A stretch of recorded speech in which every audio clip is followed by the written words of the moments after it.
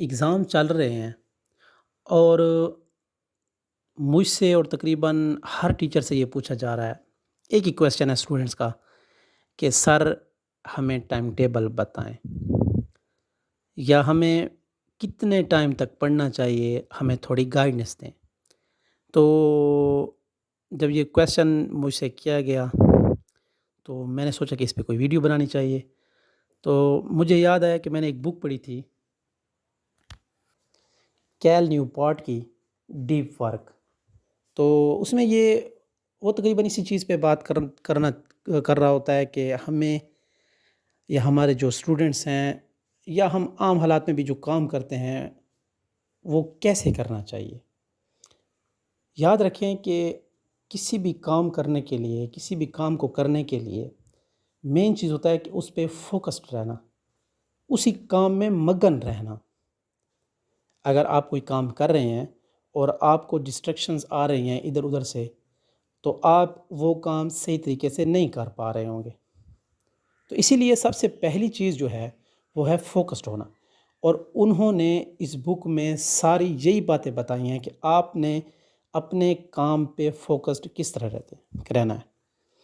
तो उनकी बुक में उन्होंने काम के 2 टाइप्स बताए हैं। एक उन्होंने कहा है कि डीप वर्क और एक है शैलो वर्क।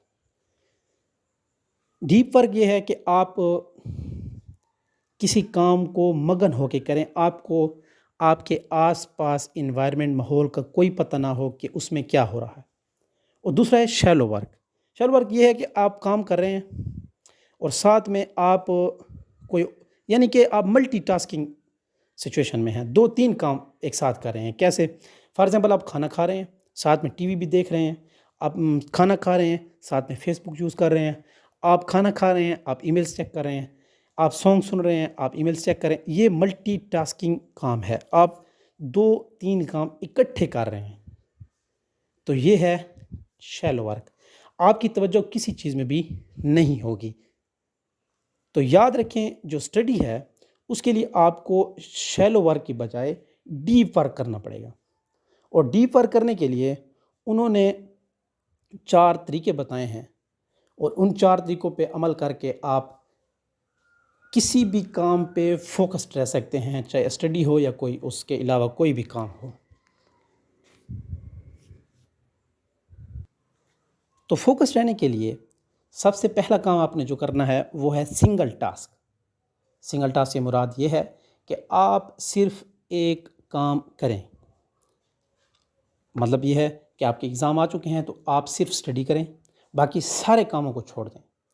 मोबाइल को छोड़ दें, बाकी चीज़ें जो आप कर रहे हैं उनको भी छोड़ दें और सिंगल टास्क सेलेक्ट करें।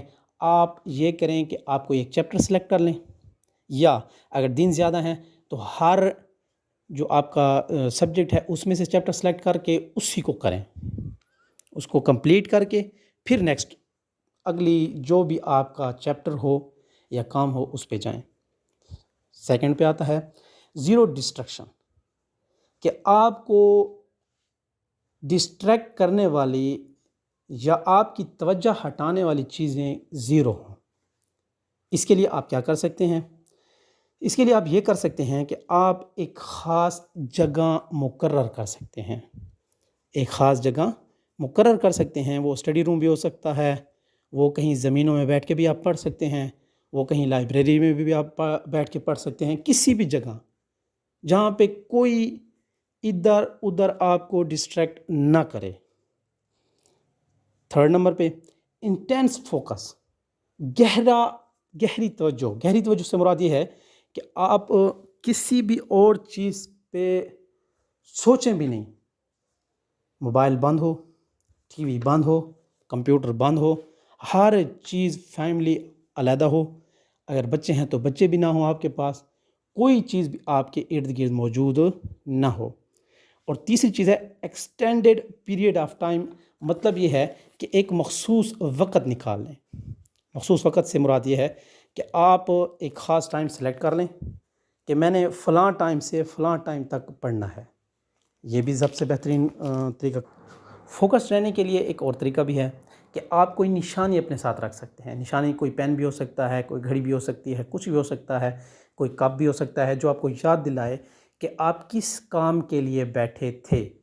کیونکہ انسان سوچوں میں گم ہو سکتا ہے, ادھر ادھر کی سوچیں آتی رہتی ہیں, لیکن اگر آپ کے پاس کوئی چیز پڑی ہوگی تو وہ آپ کو یاد دلاتی رہے گی کہ آپ نے اس کام کے لیے بیٹھے ہیں. امید ہے کہ آپ کا جو کویسچن ہے کہ ہم کس طرح اپنا ٹائم ٹیبل بنائیں یا کتنا ٹائم دیں, اس کو میں نے کلیئر کرنے کی کوشش کی ہے. اگر آپ لوگوں کا یہ جو کویسچن ہے اس کا آنسر اگر آپ کو مل گیا ہے تب بھی مجھے کمنٹس میں بتائیے. اگر آپ لوگوں کو سمجھ نہیں آئی تو مزید کویسچن بھی کر سکتے ہیں آپ. تو ایک اور بک کے حوالہ دے کے میں کسی اور بک سے بھی آپ لوگوں کو سمجھاؤں گا, اور 2-3 اور یوٹیوبرز ہیں ان کی بھی باتوں سے میں آپ لوگوں کو بتاتا رہوں گا. اللہ حافظ.